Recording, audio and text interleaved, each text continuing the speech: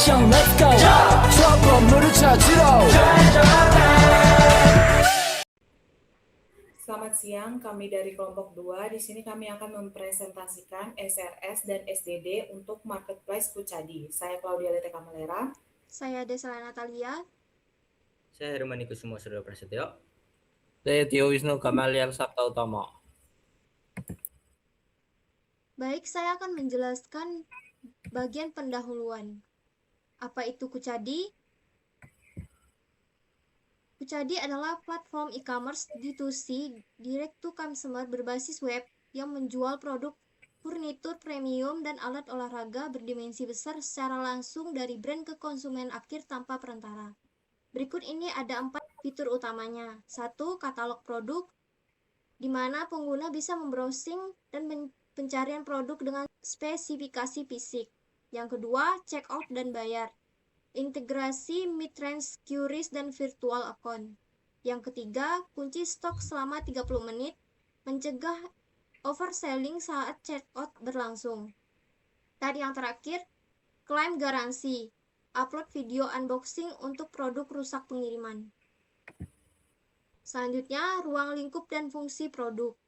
Ruang lingkup, sistem penjualan langsung D2C berbasis web responsif, otomatisasi pencatatan inventaris barang berdimensi besar, kalkulasi biaya kirim kargo secara otomatis, pelaporan klaim garansi produk rusak pasca pengiriman.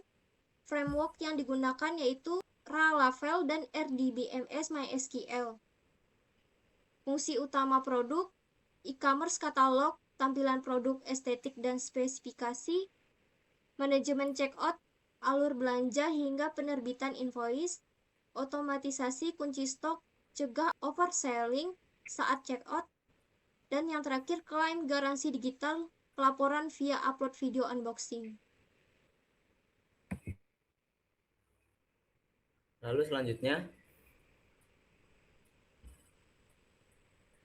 terdapat pada bab 4 SRS mendefinisikan 5 fitur utama sistem Kucadi, yaitu yang pertama, fitur katalog produk, yang pengunjung bisa melakukan browsing, cari dan lihat spesifikasi produk.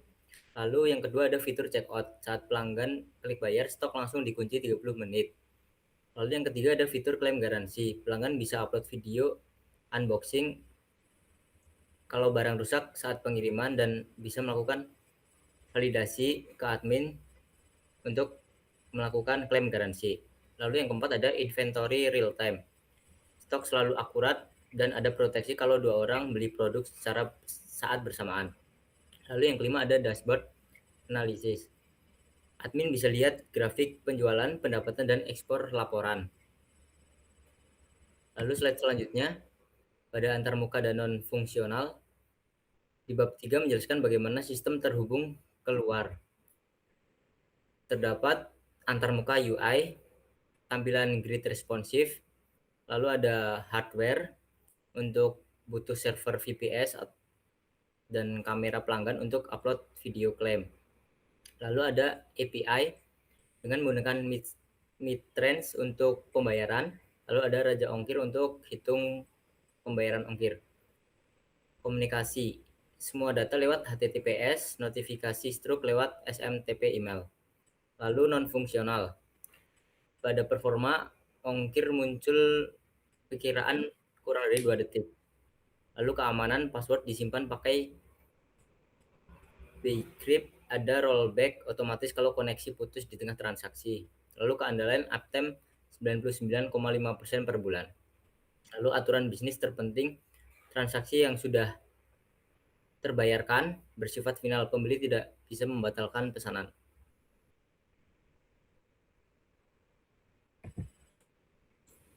Berikutnya ada arsitektur sistem MVC Laravel. Yang pertama ada model, mengelola database dengan fitur pessimistic locking untuk kunci stok 30 menit. Untuk mencegah overselling dan soft deletes agar riwayat produk tetap tersimpan meski sudah dihapus. Yang kedua ada view, menampilkan antarmuka grid layout yang responsif, serta fitur UX seperti sticky header dan inline validation. Yang ketiga ada controller, jembatan logika utama yang menangani katalog. Ada 3 katalog controller, checkout controller, hingga klaim garansi atau warranty claim controller. Selanjutnya, ada kamus data 5 tabel utama MSQL. Slide berikutnya. Yang pertama ada tabel user, menyimpan data identitas pelanggan dan admin dengan keamanan password terenskripsi by crypt. Yang kedua ada tabel produk, master data produk yang mencakup harga, stok, dan dimensi fisik PX, LXT untuk keperluan kalkulasi ongkir. Yang ketiga ada tabel orders, mencatat transaksi induk, data pengiriman dari raja ongkir, serta status pembayaran dan token mid-trans. Yang keempat ada tabel order items, berisi detail produk yang dibagi dengan relasi cascade. Jika data pesan terhapus, detail item otomatis ikut terhapus. Yang terakhir ada tabel warranty claim, untuk menyimpan data klaim garansi digital, termasuk tag lokasi video unboxing sebagai bukti pendukung. Kemudian selanjutnya section 6 bagian SDD ada data desain relasi dan alur data. Untuk skema relasi menggunakan forensic sebagai aturan pengikat supaya data tidak berantakan atau terhapus sembarangan. Lalu untuk bagian transformasi data berisi proses mesin mengubah bentuk data agar sesuai kebutuhan. Misalnya barang di keranjang belanja yang sifatnya sementara diubah menjadi data pesanan permanen saat di check out. Lalu selanjutnya untuk UI design dan integrasi API. Untuk alur navigasi UI menjelaskan alur pembeli website, mulai dari lihat etalase, katalog, masuk ke halaman detail, masuk keranjang, lalu ke checkout, bayar, dan klaim garansi. Terus untuk mid-trans payment digunakan sebagai kasir otomatis. Kucadi mengirimkan data pesanan ke mid-trans, lalu mid-trans memunculkan jendela pop-up untuk pembeli bayar menggunakan QRIS atau virtual account. Kemudian ada Raja Ongkir API, digunakan untuk mengecek ongkos kirim kargo seperti JNE, Si Cepat, dan Dakota.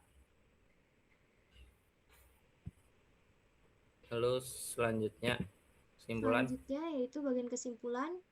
SRS mendefinisikan kebutuhan sistem Kucadi secara komprehensif, fitur, antarmuka, performa, keamanan, dan aturan bisnis. SDD mendefinisikan desain teknis, implementasinya, arsitektur MVC Laravel, 5 tabel database MySQL, integrasi API mid-trans, dan Raja Ongkir. Aturan bisnis kunci stok selama 30 menit, dan task scheduling otomatis mencegah overselling. Sistem siap dikembangkan menggunakan Laravel dan MySQL di lingkungan VPS atau Cold. Sekian dari kami kelompok 2, kurang dan lebihnya kami mohon maaf.